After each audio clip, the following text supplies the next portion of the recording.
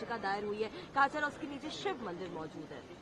800 साल से दरगाह शरीफ है वहां पर, और 800 साल में अलाउद्दीन खिलजी से लेकर उसके बाद आप अमीर खुसरो की किताब है, उसमें इस दरगाह के बारे में लिखा गया।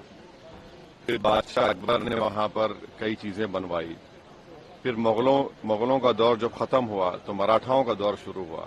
फिर मराठाओं का दौर जब कमजोर पड़ गए मराठा, तो 18,000 रुपये में उन्होंने अंग्रेजों को बेच दिया।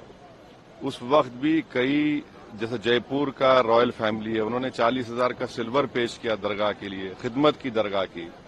देश के हर प्रधानमंत्री उर्स के दौरान वहां पर चादर बिछाते हैं। हमारे पड़ोस में जो 2 ममालिक हैं, कंट्रीज हैं, उनका ऑफिशियली डेलीगेशन वहां पर जाता है। जो इंडियन डायस्पोरा है सारी दुनिया में, वो वहां पर अकीदत रखते हैं, आते हैं सुल्तान हिंद के पास। आज अचानक आप ये हरकत कर रहे हैं। तो सलीम चिश्ती की दरगाह नहीं है रहमतुल्लाह अलैह की, और ख्वाजा गरीब नवाज की दरगाह नहीं है। कहाँ रुकेगा बताइए? ये प्लेसेस ऑफ वर्शिप एक्ट 91 का क्या होगा? क्या अब डीवाईसी चंद्रचूड़ तो अब तो नहीं है, सीजीआई, क्या उनको अब ख्याल आ रहा है कि अगर वो इसको रोक देते? राम मंदिर के जजमेंट में उन्होंने प्लेस ऑफ वर्शिप एक्ट को, जजेस ने कहा कि ये बेसिक स्ट्रक्चर का हिस्सा है। बाद में सीजीआई ने खामोश हो गए जब चंद्रचूड़ थे। अब चंद्रचूड़ अपनी लेगेसी को प्रोटेक्ट करने के लिए हर जगह मीडिया चैनल बैठकर इंटरव्यू दे रहे हैं। उन्होंने देखा क्या कर दिया उन्होंने। ये आपने देखा संभल में क्या हुआ, 5 लोगों की, मासूम लोगों की मौत हो गई।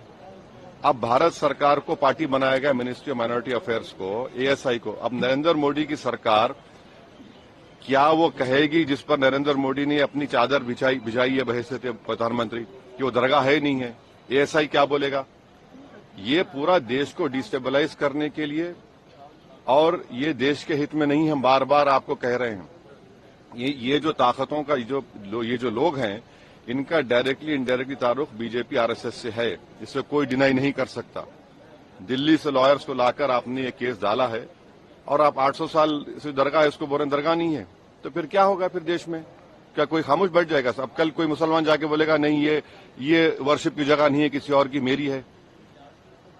देश चलेगा तो संविधान से चलेगा, रूल ऑफ लॉ से चलेगा, लॉ एंड ऑर्डर मेंटेन होगा नहीं होगा, ये सब चीजें हैं। इसको तो नरेंद्र मोदी को डायरेक्टली जवाब देना पड़ेगा देश को, कि आप इन लोगों को रोकेंगे नहीं रोकेंगे। तो बांग्लादेश में जो हालात हैं